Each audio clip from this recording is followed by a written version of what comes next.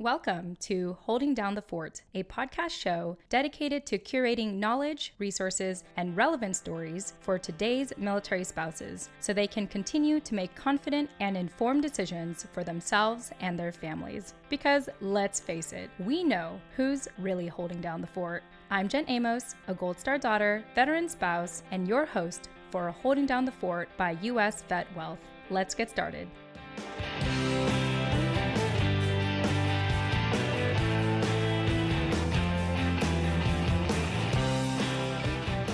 Hey everyone, welcome to another episode of Holding Down the Fort. I'm your host, Jen Amos, and I actually have to correct myself. I am a co-host now with Holding Down the Fort because I'm really excited to have my new co-host with me. We're trying this out for the first time, so bear with us and give us grace. I want to go ahead and introduce Jenny Lynne Stroup as a new co-host of Holding Down the Fort. So Jenny Lynn, welcome to the show. Thanks so much, Jen. Hi, I'm Jenny Lin. I'm an active duty Navy spouse, writer, blogger, mom, and happy to be here with Jen on Holding Down the Fort. Yes, and real briefly, because we talked offline about this, but why don't you share just a little bit about why you chose to be on the show and co-host with me?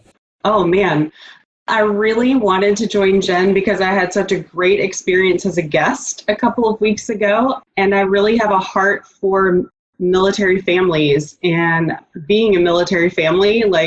I enjoy the stories from this podcast and how they relate to military life. And I'm really excited to be a part of getting these stories out to people like me. Awesome. Thank you. I'm so happy to have you because I feel like in a weird way, that was like the one missing piece I needed for the show is to have a military spouse join me because I know I can only do so much as a Gold Star daughter and a veteran spouse. And so it's just great to have a listener of the show want to contribute and add their perspective. So thank you for reaching out to me and wanting to be on. And with that said, we're really excited to bring on our guest today. We have Lorraine Sanborn. Lorraine is a Navy spouse widow, a mother of two, and a granny of a 24-year-old granddaughter and an 18-year-old grandson, which is her why in life today. So Lorraine, welcome to the show. Thank you, Jen and Jenny, for having me on your show. I am a Navy spouse widow. I'll just say this. My last husband passed away in May of 10 years ago. So, yeah, I've been on my own spouse for 10 years. We met actually when he had retired, but my active duty time was when I married my son's father. He was on submarines. I live in Groton, where is the submarine capital of the world. So everything is affiliated around submarines here. I want to thank you for joining us today. And we talked a little bit offline about Holding Down the Fort, and you had agreed to be on the show. So I just wanted to ask what compelled you. What was it I said that had you say, yes, I will be on your show to share my story? I think a lot of it had to do because I shared a lot of my story with you when we sat and talked on the phone as I sat out on my patio in the sun. It was a beautiful day. I wanted to share the life that I had as a civilian spouse and where I came when I married my second husband and left my hometown for the first time at, somewhere around 30 and left a job that was very secure to move to 5,000 miles away. And that was a huge change. We got married. We'd been together for a couple of years, but when he got transferred to Washington State, to Bremerton, Washington, it was weird because back then, we're talking 50 years ago now, my son's going to be 50 next month. He would say things like, I'm sitting here and I'm looking up at Mount Rainier and I'm looking at the snow and it's raining and the sun is out. And I'm thinking, what is he drinking too much? What's going on? And then one night there was a knock on my door and I was in Groton and he was out in Bremerton and I opened the door and there he was. And he said, we're going to get married. We're leaving here. And I thought, oh my God, I don't know what to do. I'm going to leave a job. I'm going to leave my family. I've never been alone. Mm-hmm. I have a 4-year-old daughter and we're going to pack up and go. Mm-hmm. And all I could think of is, what are we going to do financially? What am I going to do when I'm homesick? What am I going to do without my mother, my father, my sisters? And it was very traumatic to think about moving that far away. So we ended up in Bremerton. Jenny, you're shaking your head. I see relation. So we ended up in Bremerton, Washington for 6 months. And I made some good friends. There was a ship in from, where were they from? Somewhere overseas. And we got to be friends, but I couldn't work. There was no job. What was I going to do for 6 months? So we were there, and then we left, and we went to Hawaii, to Pearl Harbor in November of that year. And we left Connecticut in May. And we got there, and we decided that we were going to get pregnant. So now I'm thinking, here I've got a 4-year-old. I'm going to get pregnant. I don't have a job. What in the world am I going to do with myself? So for me, I was very fortunate because I found a job within 4 days of getting into Hawaii. And it was with a small American company. So that worked for me. And I was a bookkeeper at the time. So I had a small office with this engineering company. And I got pregnant almost immediately of getting into Hawaii. So we got in there in November, and I had my son Scott in August. So here I am. I'm alone. I'm 5,000 miles away from home. My husband is out to sea, out of Guam, for 3 months. So what do? You got a job. Now you got to find for childcare. What I liked about it at the time, and it worked out well, was he was on a boomer, which means that he was out for 3 months and back for 3 months. So I made friends with a couple of the wives, and when Scott was born, he was out to sea. So here I am. I'm 5,000 miles away from home with a 5-year-old, and I'm pregnant, and I'm now going to have a baby. So it worked out well because we got to be really good friends, Carol and I, and to this day, we're still really good friends 50 years later. We don't live anywhere near each other, but we stay connected. And as a cute little story, she was there when I went into labor. She took me to the hospital. She brought me home. A couple of days later, she comes over. We lived across the street from each other, and she goes, "He's yellow." And I'm going, "What are you talking about? It's little outfits." She said, "No, he's yellow." So we take him up to the base hospital. It's called the Pink Hospital. It's at the Triple Army Hospital. And he was jaundiced. So we took care of all that. But I was fortunate because there were other spouses that we became very good friends with. I didn't have air conditioning in my unit. She did, my friend Carol. So we ate meals together with our kids. But jobs were really hard to find for Howleys, for the military people. And I was very fortunate to get a job. So what that said to me was there's got to be another way that a military spouse can make money and not have to worry about how they're going to support their family. Because 50 years ago, times were tough. He was a chief. We weren't making a whole lot of money, and my income was necessary. And now I have a baby. Now what am I going to do? Fortunately, with that job, because I was the only one in the office, I could bring him with me in the little carrier thing that we had. So that was as far as the job was concerned. But when we came back a year later, what I really decided that I needed to do was to share information about how to have non-traditional and self-employment jobs, because I understood what it meant to have left a good job, go away for a year and a half, get that other good job, and now I have to leave it and come back. Now what am I going to do? So that's when I decided that I needed to find something that I was going to be able to rely on. How hard I worked was going to give me the income that I needed. But I also had to find the right company. And looking at network marketing businesses over the last 50 years, the transition from those types of businesses, the first one I had in 1984, first network marketing business, was products. And I had to call my order in. My downline called their order into me, and then it came in big boxes and you had to sort it out. Fortunately, today, you go on the internet and you push a button and you make your order and it goes out to everybody. You don't have to touch product. Yeah, I just want to check in with Jenny Lin. I know you were kind of nodding a little bit. Oh, absolutely. I was nodding mostly because I have 2 college degrees, neither of which I use in my current job. I came to California as a elementary school teacher, licensed in the state of Virginia, went through the process of getting my license out here, which is extraordinarily difficult in this state and really could only get licensed far enough to substitute teach out here. So trying to find something that moves with you so you don't have to reinvent yourself every 2 to 3 years is really a challenge. And I know there are some military spouse groups that are making great strides in like helping even the scale on all the jobs that do need certifications and things state by state, which is awesome. But I mean, I'm a military spouse now in 2020, and it's still, I didn't teach the whole time we were stationed in New York City because it was one more license I would have to get. And I had 2 toddlers when we moved there. And so the juice wasn't worth the squeeze to try and license and find childcare and do all the things.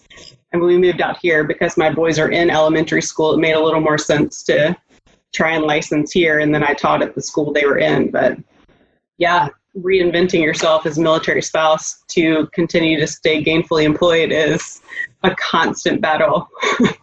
When I came back, I said, I've got to find a way to share what I know with other military spouses. And back then, the military spouses were mostly all women. And today, that's different. So many women are in the military now, and the military spouses are male. And I started a nonprofit organization with 3 other people back, I don't know, I'm going to say, it's got to be 15 years ago now. I went to look at the date and I can't remember, but I got a lot of support from the Fleet and Family Support Center here at the subbase in Groton. And what we did is we had workshops and we had expos and we had all kinds of different ways to teach how to have a network marketing business. And we would do like a workshop. And I remember, this is so cool because this girl decided she wanted to do couponing. And now everybody does couponing. But she actually taught classes. We worked with her to get her to that point where she was teaching classes on how to use coupons. And now everybody uses coupons. I mean, men, women, old, young, doesn't matter. Everybody walks into the store with a box of coupons. But what we were able to do, and the sense of accomplishment that I had, was to be able to share the ways that the military spouse could find a way to make an income that was portable. And it didn't matter where, at that point, where she went, because she had her own business. And it didn't matter what company it was with, as long as it was a reputable company and people got to know, like, and trust you, then you were going to be successful. And Jenny, you're in San Diego now, but you get transferred next time and you've got a network marketing business. Who cares where you live? You don't lose the people that you've brought into your team. You don't lose your customers. They're supported by the company and by you. So it's just really changed the way that we look at getting transferred. I mean, when I got transferred 5,000 miles away and never had been gone before, what did I do? It was horrible. So, yeah. And getting the support of working with a team of people is really, really important. Having customers, everybody wants customers, but finding the right people to build a team with. And that team, doesn't matter whether you all get transferred to 15 different places, you're still the same team.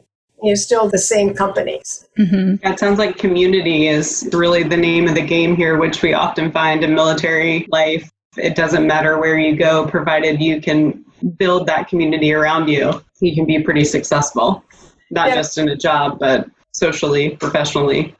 It's isolating when you get transferred and you don't know anybody. But if you're with a specific company, you can just reach out. And now you can just go on Facebook and say, hey, who's such a company? I'm here now in San Diego, or I'm over here in Groton. Let's get together and create that camaraderie. So the isolation piece is changed also. Yeah. Well, Lorraine, thank you for sharing your experience as a military spouse then. And Jenny Lin, I feel like you kind of gave us a snapshot of a military spouse life now. And it sounds like the common theme, even till this day, is just that stability in terms of career and financial stability. And how is a spouse able to achieve that, especially if you're moving around so often? And it's just such a hassle, as you mentioned, Jenny Lin, to, get the licenses and then figure out childcare and, just juggle all these things before. And then on top of that, like having to apply for the jobs and get interviewed for the jobs, it's just so much before it's like, oh, wait, we got to move again. So I feel like I get to speak to two generations right now of spouses. And so it's great to hear both of your perspectives. The thing too, with being able to work from home, I think is really huge, because especially when you move into a new area, who takes care of your children? Your husband goes to sea, or, all those changes that happen when we can work from home and work within accountability partners or in groups. It makes life so much easier.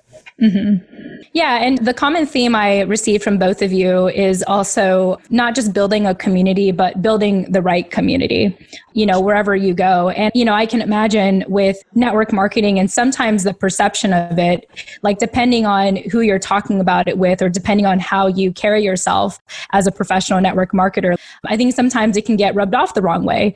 And so, Lorraine, I think it's so fascinating that you have been in the industry for decades, essentially at this point. And even with your current company, you've been with it for over a handful of years, as we talked about offline. Our educational piece today is talking about how do you build a career that could be portable and non-traditional. And as I mentioned, it sounds like the key to really just being a military spouse in general is finding the right community to thrive, whether it's socially, professionally, et cetera. So it sounds like you have been able to find that right community, Lorraine. You're able to build the right community. And so for anyone that is looking to build the right community, whether it's personally or professionally, in this case, professionally, what are some key things that they need to do, to, let's say, find the right people, or maybe even be the right person to attract the right people? I think for me, because I've done several different network marketing businesses over the years, when I found the company I'm with now, it was funny because my daughter put out on Facebook, she was looking for a good protein shake, and she knew of the company that we had used their shakes years before. So she put out on Facebook, does anybody know anybody that sells that company? And she got a lot of responses. This was 6.5 years ago. She got a lot of responses, but only one person really reached out. And when she went to her house, she was a Navy wife, and my daughter's civilian.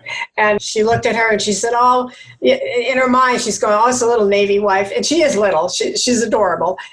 We've been in business with her now for over 6 years. But she kept saying to her, well, I'll just give you leads. Don't worry about it. Well, until she sat down and really looked at the product line and the compensation plan. And then you have to look at what is the company's mission and what is the company's integrity. So there's a lot of things to look at. And there's a lot of network marketing companies out there. And you have to find the industry that you're looking for. I chose health and wellness. And for me, my niche is the senior market, where my daughter's market is more, she teaches yoga and she does all that healthy stuff. So her team is different than my team. So for me, the things I would say to you is check out the company, make sure it's stable, and that it is on the Better Business Bureau. I mean, you have to really research the company too to make sure. You need to look at the people that you're going to become involved in. Do you like them? Can you trust them? And what kind of training are they going to give you? What training is the company going to give you? And then the biggest thing for me is the products. I have to know that the products work. Mm-hmm. So people look at me now and they say, we have these conversations, and I had it with you, Jen, and I'll say, I started with this company when I was 72, the week I turned 72, and now 6.5 years later, I'm 78 and a half, and they go, you are not 78. And I love it. My ego just goes all the way up, and I say to them, well, I guess the products work. Mm-hmm. So those are my suggestions to anybody that's looking for a company. I mean, if you want to do makeup, make sure the company is strong. If you want to do health and wellness, you can talk to me. I can tell you about my company. So it doesn't matter. I mean, I use these cards, send out cards. So, things that can make life easy for you. There's a lot of tools now. There are tools now that I didn't have even 5 years ago.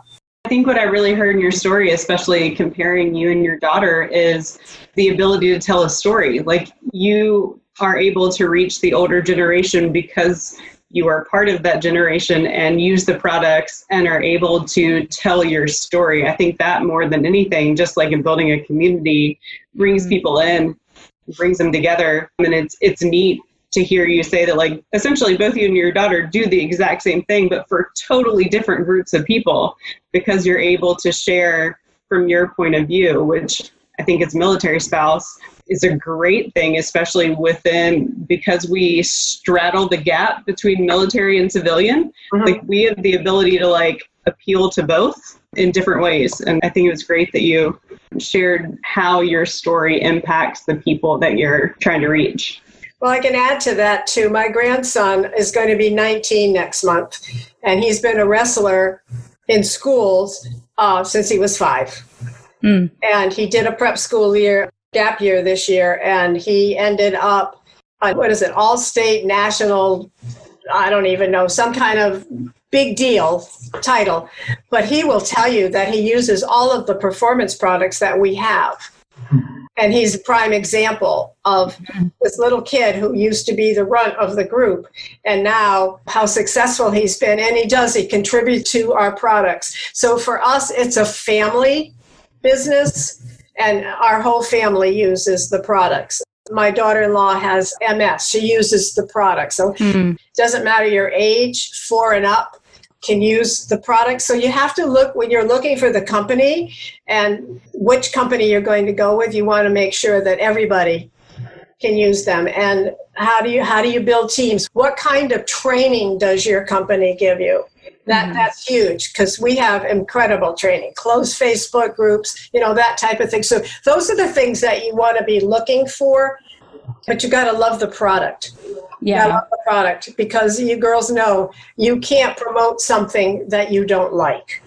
Yeah, absolutely. And if it doesn't work, I mean, you have to be, it's your integrity. It's people that know, like, and trust me that become part of my team, whether they become as preferred customers or they transition into wanting to share the products and get their products paid for. They can make enough money just to get their products paid for, or they can become millionaires at whatever they want to do. So it's really, really important that you have the support of your team and the company. And I'm very excited. We've got new products. We're going into 12 new countries this month. So that's doubling the countries. And it's really cool, because I talked to somebody several months ago that's stationed in Germany, and we weren't in Germany, and she really wanted the products. So in 2 weeks, I can get back with her. So you need to look too at, is it just a domestic company or is it an international company? Because we never know where we're going to get transferred. Right. I appreciate you sharing that, Lorraine. It sounds to me that you really have to find a company that's suitable for you and, in a way, be a product of the product, so that it's easy to share your story and attract people that resonate with your story. And I feel like, in a way, we can say that with, especially for business owners. I think about when working with my husband, we focus specifically, we offer financial services specifically toward military families, those that are about to transition or just transitioned. And part of that passion comes from my husband, in a way, being a product of his own product, like getting out too soon to even think about what he wanted his life to look like. And so part of our mission is to help our military families transition with intention and have their finances align with that, and being around people who resonate with that message. And so I think you can kind of take that with, any company. I want to just check in with Jenny Lin too. And I'm curious, from maybe like a personal perspective, if you don't mind me bringing you in on this, how do you feel like you've been able to build the right community from a personal perspective since you are currently active duty? For me, it goes back to the piece about story. I have found that in any group I have been a part of or created, it came down to me going first and being willing to talk about not just the great things that happen, but also the not so hot things that happen, and building the connection between what it looks like at my house may be similar to what it looks like at your house. And if I'm willing to go first on that, that has brought the community to me that I both needed to lift me up, and also I've been able to be that person for my community. I am as a writer, this will be no shock, that I'm a huge believer in story and just telling the truth, just being who you are, wherever you are. I am an East Coaster at heart. I've lived on the West Coast now for 4 years, and you can hear in my voice, I'm clearly not from here. I'm from the South. It is all in the way that I talk. And it's one of those, like, being who I am and telling about my life experiences, talking with people is really what's brought and built the community that I have. And also as a young mom, I joined groups specifically targeted to me, like MOPS International. I mean, that was a huge thing for me. And that helped in places where we would move to have an automatic in. And in some ways, being a military spouse is that automatic in when you're in a community like San Diego, where you can throw a rock and hit a military family like every other house here. And so I think it's just finding the people that you already have a common thread with, and then opening up the story on, who you are and where you've been. And inevitably, you've weaved that fabric of people that have either been where you were or wanted to go where you were, do the same type job that your spouse does. And it just, that for me, just storytelling and coffee has really worked as a community builder for me. Fantastic. If I could just add one more thing. We're talking about community and we're talking about building teams and we're having people involved with us and all. Network marketing is not for everyone. Mm-hmm. And working from home isn't necessarily for everyone.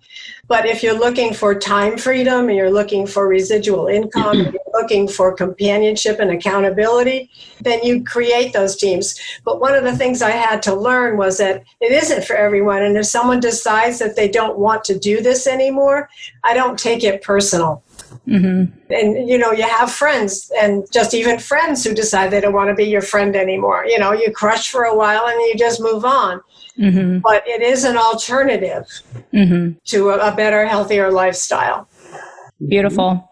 Well, Lorraine, I've really appreciated having you on our show today. I wanted to see if you have maybe any more closing thoughts for our military families, particularly our military spouses, in what you do. The thing I would finalize on that is look at what it is that you want to do. Mm-hmm. I think that's so important. And like I said before, if you want to sell makeup or you want to sell shakes, what is it that your passion is? Mm-hmm. And then find that type of company and then research those companies to find the best fit for you. Beautiful. All right. Well, Lorraine, for people that can relate to your story and feel compelled to reaching out, how can they find you online? Well, I'm on Facebook, Lorraine M. Sanborn. On LinkedIn, Lorraine M. Sanborn. I just created a Facebook business page. It's called Living Vibrantly After 50 with Lorraine. Fantastic. I'm also going to be having another way that you can connect to me, and that is text energy to 21,000. Text Perfect. energy to 21,000, and I'm going to get a text message. So awesome. Well, Lorraine, I so appreciate your time. Thank you for sharing a little bit of your story with us today and also how people can get a hold of you. I also want to have you, Jenny Lin, as well, share for anyone that wants to reach out with you and feel compelled or felt inspired by your story, little snippets of your story. How can people get a hold of you if they want to reach out to you as well, Jenny Lin? You can find me on Facebook at Jenny Lynne Stroup. I have both a personal and a professional page under my name. If you want to read more about my story and creating community, it's jennylinstroup.com, webpage where all of my writing content is. Thanks so much for today, Jen. Thank you, Lorraine. This was wonderful. Thanks for sharing your story with us and inspiring the next generation of military spouses. I'm here if anybody just wants to chat and learn a little bit more about my story. There's a whole lot of stories I still haven't told. Yeah, we can only do so much in 30 minutes, right? Yeah, you're right. This is great. Thank you, Jen. I'm so glad we reached out and caught up on each other on LinkedIn. I am on LinkedIn also. So, there's just lots of ways to get a hold of Jenny Lin and Jen and myself. All right. With that said, thank you to our listeners for joining us today. We hope that today's episode gave you one more piece of knowledge, resource, or relevant story so you can continue to make confident and informed decisions for you and your family. We look forward to speaking with you in the next episode. Tune in next time.